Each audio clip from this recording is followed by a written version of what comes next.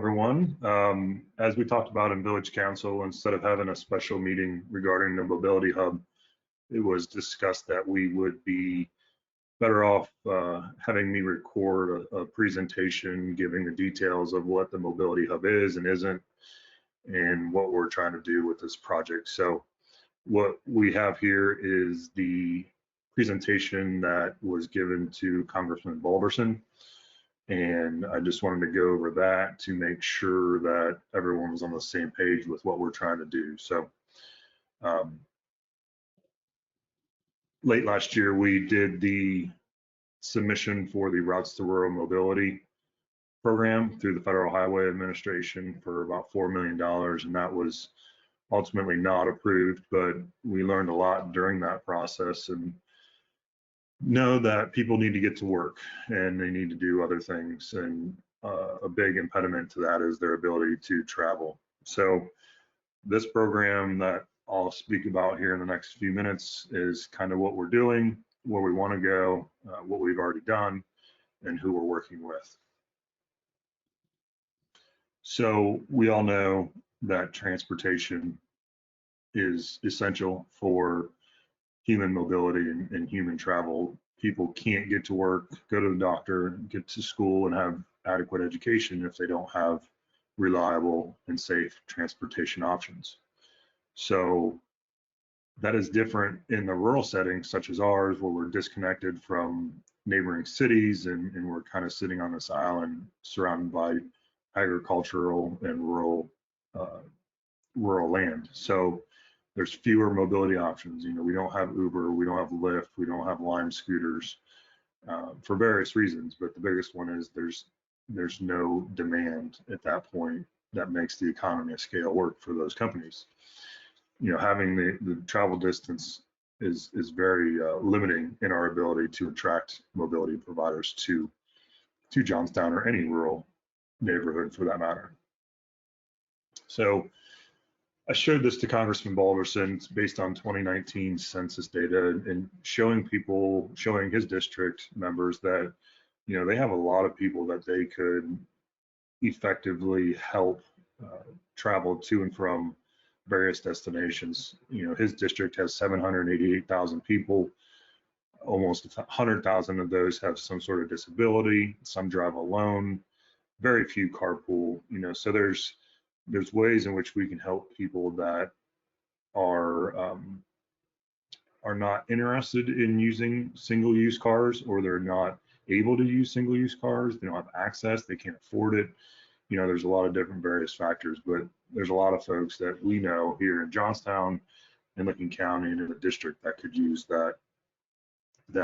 this service. So the first component of this service is creating a seamless app or website, whatever the consumer wants to use, to link transit providers with information. And that information is real-time schedules, arrival and departure times, traffic, and other local information, including maybe bad weather, snow, and whatnot. Right now, there's no app to hail a ride from Licking County Transit and then know exactly where they're at, know what time they'll be there. You know, they give you an estimate, but it doesn't really pan out all that well.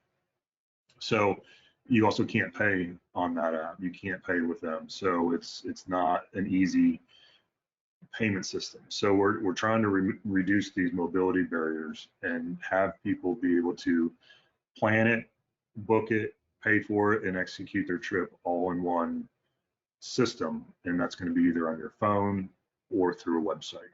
So that's kind of the first component that we're looking at, and that is what we have to build. It's really important to know that this technology is going to be open source, so it's not proprietary. We can literally bundle it up and ship it on to Knox County Area Transportation or Medina or wherever it is. It's open source. The village isn't going to own it. The technology developers aren't going to own it, and it's going to be available for anybody to use and manipulate for their own rural mobility challenges. Our technology, once created, will be housed with the Licking County Area Transportation Study, who will own and maintain it, because they have a steady stream of revenue from the federal government. So it's really important to be able to have an owner once this stuff is designed and operational, because you are gonna have maintenance and you are gonna have upkeep of the system as well. So we're trying to bring our technology and our infrastructure together through this concept of a mobility hub, and that is what ultimately I want to make sure everybody understands today. Here's a look at some of the folks that we've been working with over the last year and a half, almost 2 years now, to bring this idea to life. As you can see, there's a lot of folks that are very interested in mobility options that are safe and secure for their, whether that's for Licking Memorial Hospital, who bought 2 vans just to shuttle people back and forth to non-emergency medical transportation trips.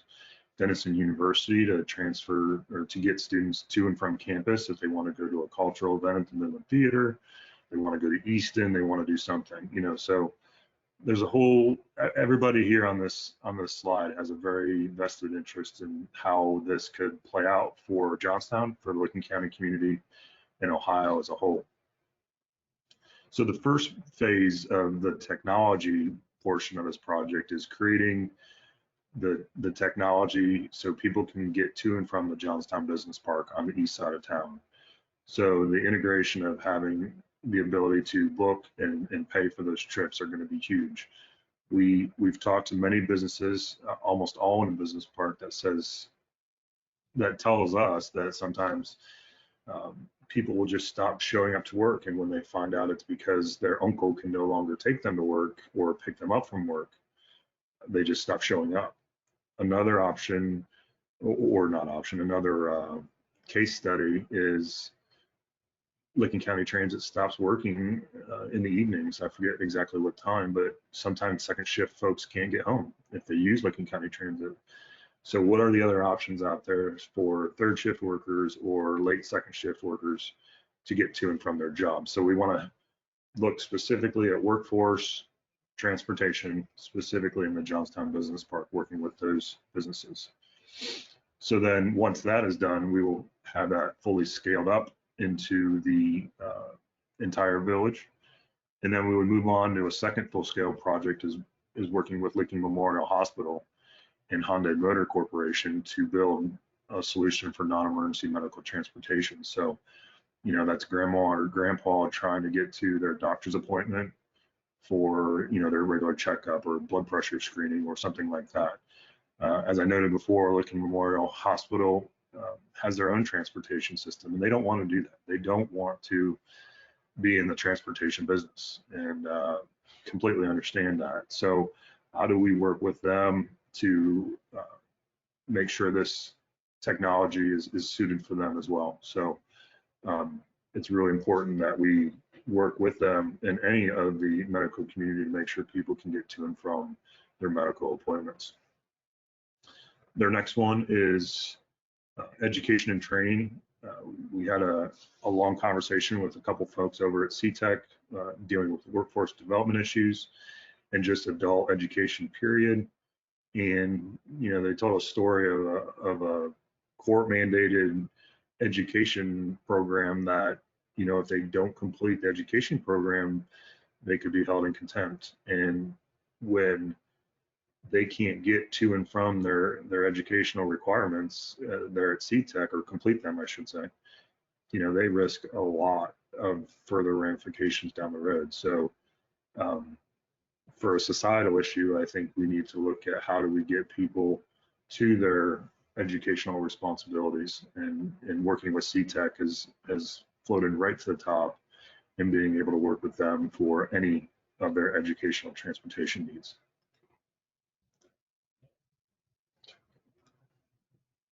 Next is the mobility hub. So this was originally planned in the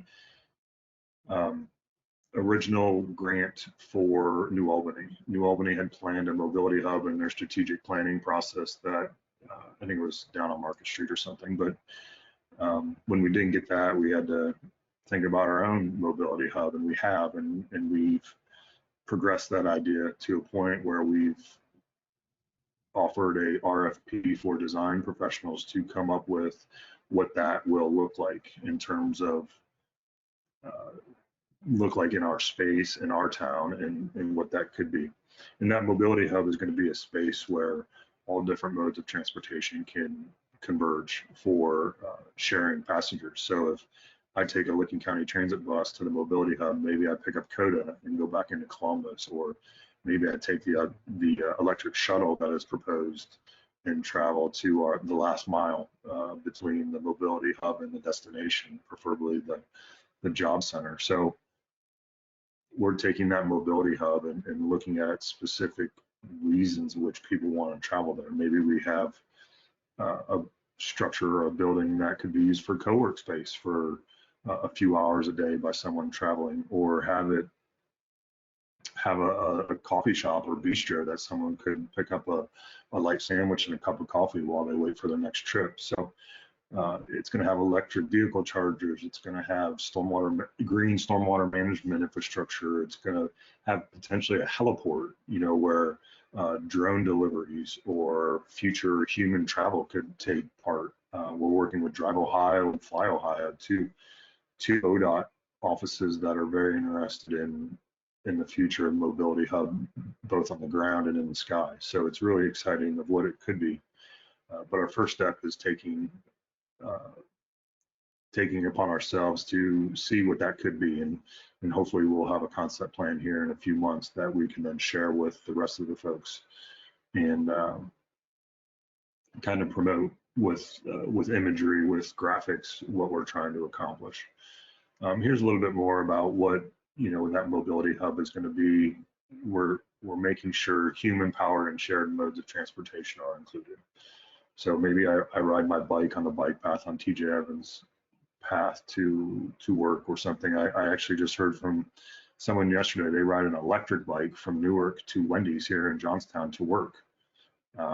She said for about $1,300, she has this electric bike and it gets her to and from her job, and they use it on the bike path.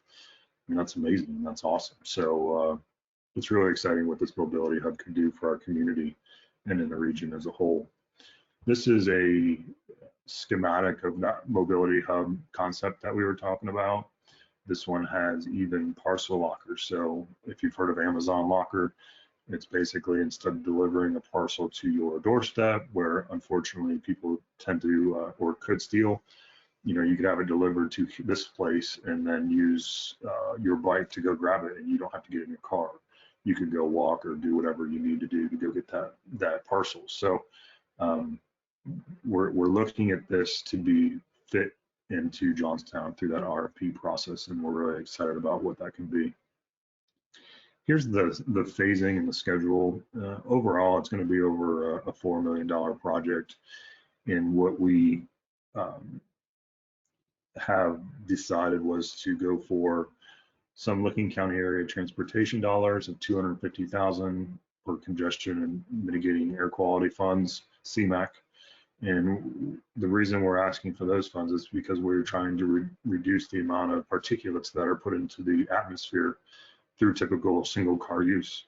So if someone's biking, they're not running their combustible engine and creating particulates into the atmosphere. So it's really, really interesting, and hopefully we can get funds from LCATS. We're also looking from Congressman Balderson's office for earmark of $900,000 for the design and the design of the technology, as well as the design of the mobility hub itself. And then we're looking at the federal RAISE program. RAISE is an acronym for something I don't know about, or know the word it stands for, words I should say. So that federal RAISE grant just came out, and that is due in July. So that would be for the construction of the mobility hub if we're unsuccessful in getting money elsewhere. So all in all, a little under $5 million program. I talked about the funding already. So this was a direct ask to Congressman Balderson to support our application through the earmark process for a little less than $1 million, $900,000, and hopefully it works, and we'll see what comes of it here in the next few months. So that's really kind of the whole mobility project in a whole. If you look at johnstownohio.org, /mobility. We put up a couple of documents and information about other mobility resources that are currently being undertaken, or programs being undertaken in the village, including our active transportation plan. So take a look at that, and if you have any questions, by all means, feel free to reach out to myself, Bailey Klimchuk, our village planner, and either of us can get you answers. So if you have any questions, by all means, give me a call. Thanks, y'all.